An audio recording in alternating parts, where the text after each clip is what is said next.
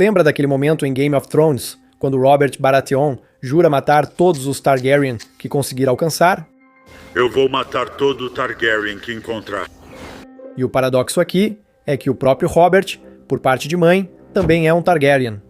Se pegarmos Daenerys, que ele tanto queria mandar para o outro mundo. Eles precisam morrer, mãe e filho. Então ele e ela têm o mesmo bisavô, e esse é justamente o Egg de O Cavaleiro dos Sete Reinos. Egg é apelido de Aegon, o futuro rei Aegon. Aliás, o fato de Robert Baratheon também ser em parte Targaryen e ainda assim querer destruir todos eles não é uma grande contradição. Afinal, ele também se destruía aos poucos com o álcool. Vinho! Traga mais. Quero que você governe o país enquanto comida, vinho e prostitutas me levam para o túmulo. No final das contas, inclusive essa autodestruição com a garrafa foi o que o matou. E também o javali. O vinho deixou seus reflexos lentos, o javali abriu sua barriga. Na verdade, o fato de Robert e Daenerys serem parcialmente parentes não é tão estranho assim.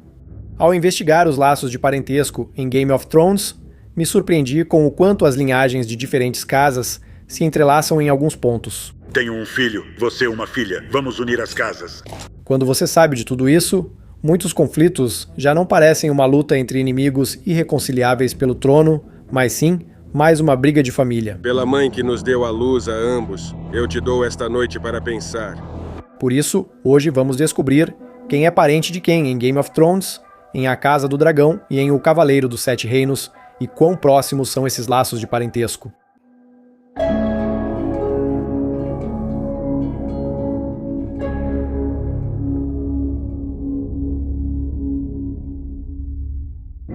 Mas antes de mergulharmos nesses meandros dinásticos, precisamos esclarecer uma coisa.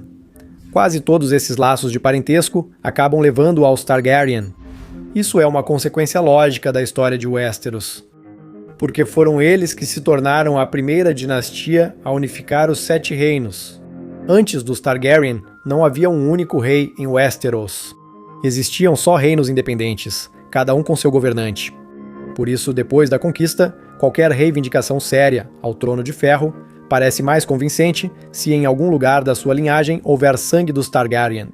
Assim, todas as casas nobres buscavam se associar aos Targaryen.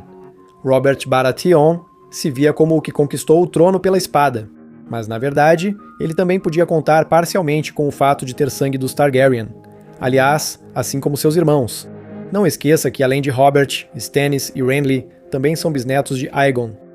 Veja, por exemplo, o que Aemon Targaryen disse a Samwell Tarly no livro. Stannis. Sim, ele também tem sangue de dragão. E os irmãos dele também tinham. Graças a Raelle, filha de Aegon, avó deles por parte de pai. Ela me chamava de tio e mestre quando era pequena. Já que começamos com Roberto Baratheon, vale esclarecer mais 2 pontos. Primeiro, o fato de Aeg ser o bisavô comum de Daenerys e Roberto é verdade apenas na versão dos livros. Em Game of Thrones, a genealogia dos Targaryen foi simplificada. Jaehaerys II praticamente não existe lá, e por causa disso, o rei louco Aerys é filho de Ego, embora nos livros haja mais uma geração entre eles. Provavelmente a HBO tirou Jaehaerys II porque ele não faz diferença na trama de Game of Thrones. Ele governou por pouco tempo, cerca de 3 anos, era doente e morreu de infecção respiratória em sua cama aos 37 anos. Talvez em O Cavaleiro dos Sete Reinos, os showrunners decidam incluir Jaehaerys II novamente, mas ainda é cedo para dizer. Em segundo lugar, Egg, como bisavô de Robert e Daenerys, não é nem de longe o único caso em que os Baratheon se cruzam com os Targaryens. Na genealogia dos Targaryen, há outros Baratheon também, e não é só um. A ligação dos Baratheon com os Targaryen começa desde a própria fundação da casa. Orys Baratheon, considerado o fundador da dinastia, era bastardo e irmão de Aegon Targaryen. Semente de dragão, murmurou relutante Jaehaerys. Não é motivo de orgulho, mas isso aconteceu com mais frequência do que gostaríamos de admitir. O próprio Orys Baratheon era uma semente de dragão, meio-irmão do meu avô. Não sei se ele foi concebido na primeira noite, mas todos sabiam que ele nasceu do Lorde Yeren. Ou seja, o fundador de toda a dinastia Baratheon era um bastardo de Yeren Targaryen e meio-irmão de Aegon, o Conquistador. Há outras conexões também. Por exemplo, Jocelyn Baratheon, filha de Rhaegar Baratheon, foi mãe de Rhaenys Targaryen. Ou seja, Rhaenys é metade Baratheon. Fica ainda mais interessante. Rhaenys se casou com Corlys Velaryon. Ou seja, o sangue dos Baratheon está em todos os Velaryon. Para confundir ainda mais, vou acrescentar algo. Além do fato de que a mãe de Rhaenys Targaryen era uma Baratheon, a avó de Rhaenys era uma Velaryon, mais precisamente Alyssa Velaryon, que por sua vez foi esposa do rei Aenys Baratheon, filho de Aegon, o Conquistador. Não espero que todos entendam essas conexões de imediato, por isso incluí um esquema para que possam pausar o vídeo e estudar a árvore genealógica dos Targaryen. Na verdade, quase todos os Baratheon têm sangue de dragão de alguma forma. E como vocês já perceberam, o mesmo vale para os Velaryon. Os Velaryon têm uma das ligações mais antigas e próximas com os Targaryen. Essas duas casas não são aliados comuns, mas quase um bloco valeriano unificado. Muito antes da conquista de Westeros, já havia inúmeros casamentos entre eles.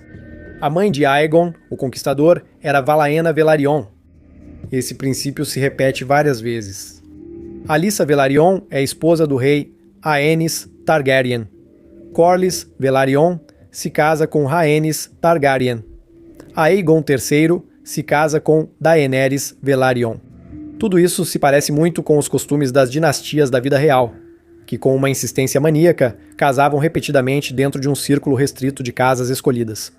Em As Crônicas de Gelo e Fogo, em certo momento tudo fica tão entrelaçado que até mesmo pessoas que conhecem o mundo de Martin há muito tempo começam a se confundir nas relações. A situação fica ainda mais complicada por causa dos nomes. Você com certeza percebeu que entre os Targaryen parece que só existem 2 nomes e meio para todos. Se não é Aegon, é Aerys. Se não é Viserys, é Jaehaerys.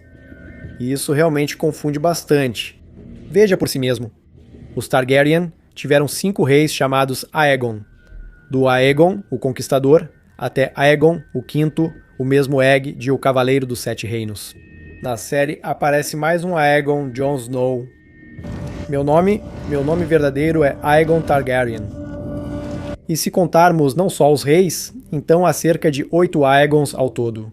O que não é surpreendente, lembrando a gloriosa história do Conquistador, todos os meninos, é claro, queriam se chamar Aegon, não um Theon qualquer. Bom, não devia ter feito essa piada. Também davam esse nome aos filhos.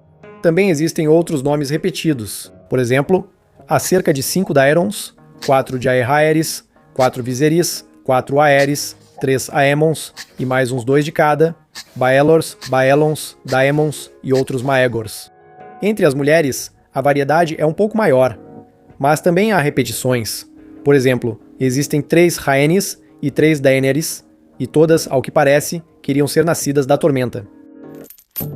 Mas em toda a Crônicas de Gelo e Fogo, quem superou todos não foram os Aegons, mas surpreendentemente os Brandons. Brandon, o construtor, Brandon, o destruidor, Brandon, o construtor de navios, Brandon, Olhos de Gelo e muitos outros Brandons, ao todo cerca de 14, a maioria deles era da casa Stark.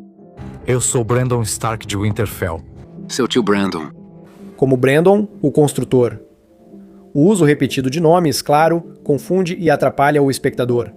E do ponto de vista dramático, isso é questionável. Ao mesmo tempo, é bastante plausível historicamente. Na história real, as dinastias reais também giravam constantemente em torno dos mesmos nomes prestigiados e da moda. Entre os Targaryen, esse papel era desempenhado pelo nome Aegon, mais ou menos como entre os reis franceses o nome Luís. No final, houve cerca de 19 Luíses na França. Na Inglaterra, houve 8 Eduardos oficiais, e mais alguns antes da introdução da numeração adequada, quando ficou claro que, sem ela, todos simplesmente começariam a se confundir. Na França, além dos Luíses, havia também uma quantidade cansativa de Carlos e Filipes, que também já precisavam ser contados às dezenas. A lista pode continuar, mas acho que vocês já entenderam o sentido. George Martin não inventou toda essa loucura para nos confundir. Você é quem traz a loucura pra gente aqui. Ele seguiu a lógica da história real, que respeitava e estudava cuidadosamente.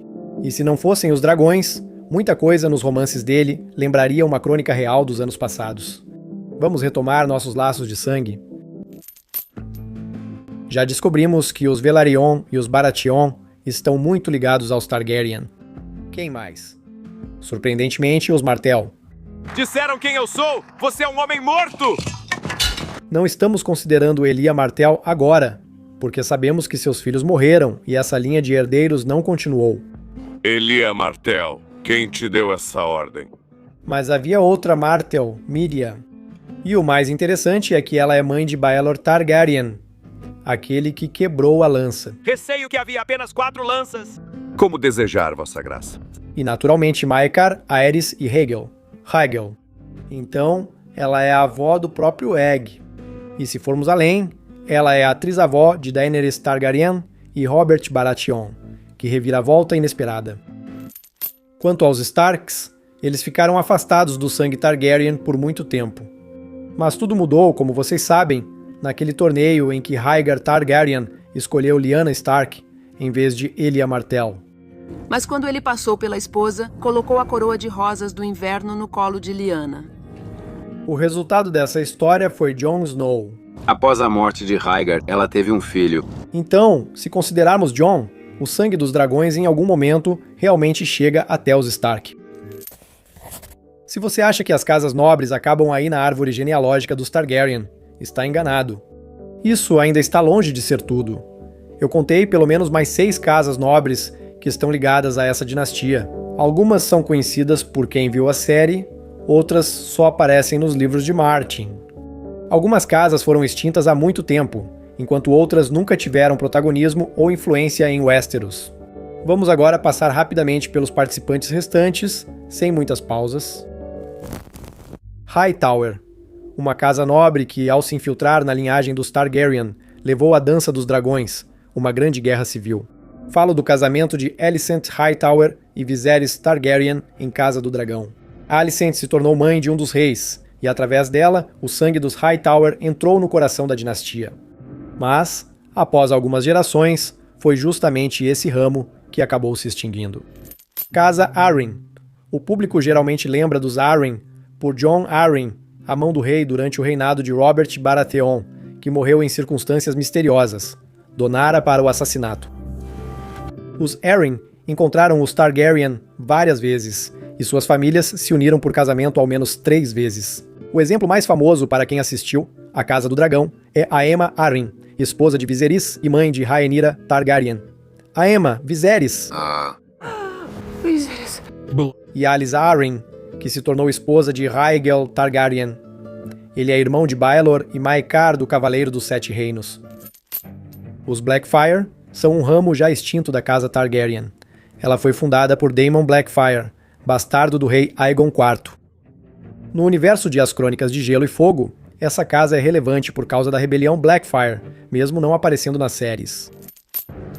Os Dondarrion são mais uma casa nobre, vassalos dos Baratheon de Ponta Tempestade.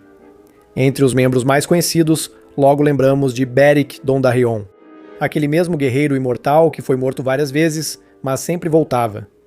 Quantas vezes você me trouxe de volta? Acho que 5. Essa é a minha 6ª vez. Os Dayne são uma casa nobre de Dorne, vassalos dos Martell.